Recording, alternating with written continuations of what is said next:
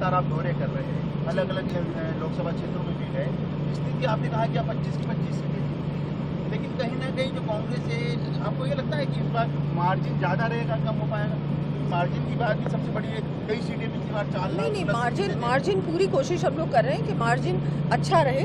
और क्योंकि इस बार गर्मी थी और शादियां भी बहुत थी पहले फेज में, तो हो सकता है थोड़ा सा मार्जिन वोटिंग का प्रतिशत कम हुआ हो, लेकिन बीजेपी का जो वोटर है वो गया है पोलिंग बूथ पे और उन्होंने वोट डाला है। और कार्यकर्ताओं ने भी बहुत मेहनत की है कि घर से निकालकर पोलिंग बूथ तक हर वोटर को ले जाया जाए। 2 लास्ट सवाल है। एक तो इस चुनाव में, क्योंकि केंद्र के चुनाव में बड़ा मुद्दा था राम मंदिर के निर्माण का, सालों की जो प्रतीक्षा थी वो पूरा हुआ।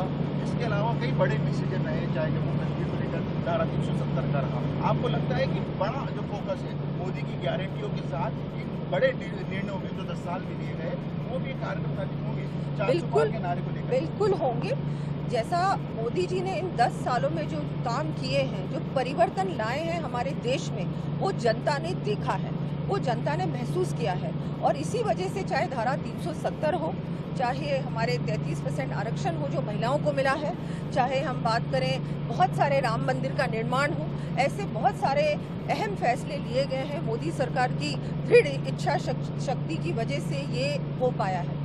और ये सब चीज़ें देखते हुए जनता जानती है कि कौन सी ऐसी सरकार है जो हमको आगे बढ़ा रही है, हमारे देश का भविष्य सुरक्षित कर रही है, हमारे युवाओं को आने वाले समय में एक सुरक्षित भारत, एक आत्मनिर्भर भारत बना रही है और एक विकसित भारत बना रही है। वो मोदी जी हैं और मोदी जी ने इस बात की गारंटी ली है। हमारा देश अब विश्व की तीसरी सबसे बड़ी आर्थिक व्यवस्था बनने वाला है तीसरे कार्यकाल में।